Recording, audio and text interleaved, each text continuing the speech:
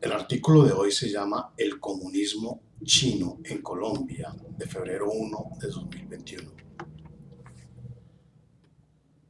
Por malévola ignorancia o por falsa ingenuidad, en Colombia nunca se ha enseñado cuál es la verdadera influencia, cuál ha sido la verdadera influencia del Partido Comunista Chino en nuestro país. Muchos catedráticos de derecha piensan incluso que China es un modelo perfecto que logró conjugar con éxito el socialismo con el capitalismo. Esta premisa es una de las premisas de los principios de la tercera vía, liderada por Santos y por Blair a nivel mundial. Y no dudan en pregonarlo por todos los canales posibles. Esto es falso. En China, desde 1949 gobierna oficialmente el Partido Comunista Chino. Ese mismo año se estableció la República Popular China, pero antes, desde 1943, ya el partido iniciaba la consolidación de su poder en lo que llamarían la Revolución Comunista en China. Entre 1943 y 1976, año de la muerte de sanguinario Mao, el Partido Comunista, bajo la dirección de este líder chino, asesinó a cerca de 80 millones de chinos. Más de la mitad de estas ejecuciones la diseñaron en un plan eugenésico que llamaron el Gran Salto Adelante, que iba desde 1958 hasta 1962, que llevó a la gran hambruna nacional de China.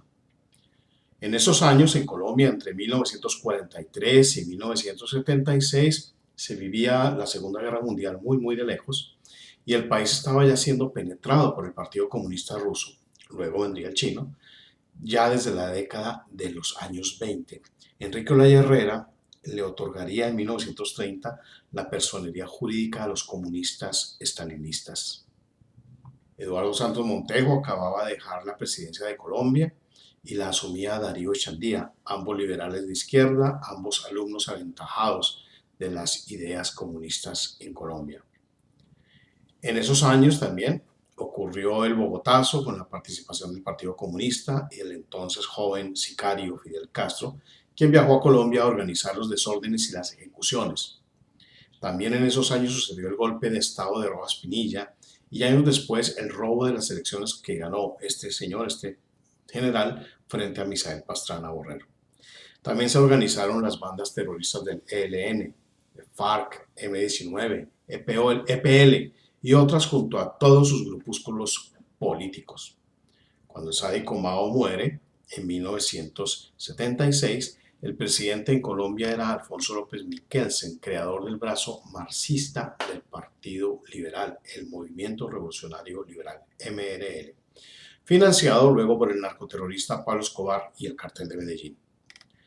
Mao asesinó durante su vida a casi 80 millones de chinos, ganándole a su mentor Stalin, quien alcanzó la cifra de 23 millones de asesinatos. A finales de los años 50, la herencia marxista diseminada por Lenin, que se conocería como el marxismo-leninismo, empezó a ser criticada por muchos pensadores marxistas del mundo. Se veía con malos ojos aquello del centralismo democrático, es decir, la burocratización de los partidos leninistas que se acercaban a entes capitalistas con el fin de usarlos para establecer las bases de la economía marxista para luego expropiar todo. Muchos marxistas empezaron a observar los avances, entre comillas, de Mao en la China y se lanzaron a criticar al leninismo, cuya coexistencia pacífica con la burguesía, como decían, se analizó como una debilidad, una aberración del pensamiento original de Marx. Entonces empezó a sonar un ideario conocido como la Nueva Izquierda, una de cuyas vertientes se entregó a la línea de Mao Zedong, a quien consideraban el verdadero intérprete de Marx. Ahí empezó a dividirse el comunismo colombiano, aquella línea maoísta, la línea fiel al pensamiento de Mao, y la otra línea más ortodoxa, la que juraba lealtad al marxismo ruso, el marxismo-leninismo.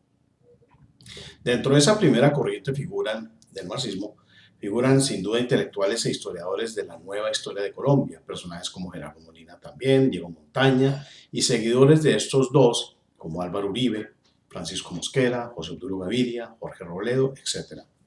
Todos organizados en partidos políticos y grupos terroristas que con el tiempo integrarían una de estas dos grandes corrientes marxistas en Colombia. El uribismo, es decir, el Centro Democrático, es indiscutiblemente el actual partido que ha plasmado las ideas maoístas en su ideario, y junto a esta corriente están muy cercanos el MOIR, el M19, el EPL, Firmes, el Polo Democrático, el Partido Liberal y algunos miembros de las FARC que acompañaron a Gerardo Molina en su trasegar criminal. En la orilla stalinista están las FARC y el ELN. Estos últimos bandidos, los del ELN, toman elementos de la teología de la liberación, otra aberración católica que falsifica el cristianismo. Con esto claro, en la próxima entrega hablaremos del maoísmo en Colombia y su vieja lucha contra la facción estalinista del marxismo. Así se entenderá que quien sea anti-FARC no necesariamente es antimarxista.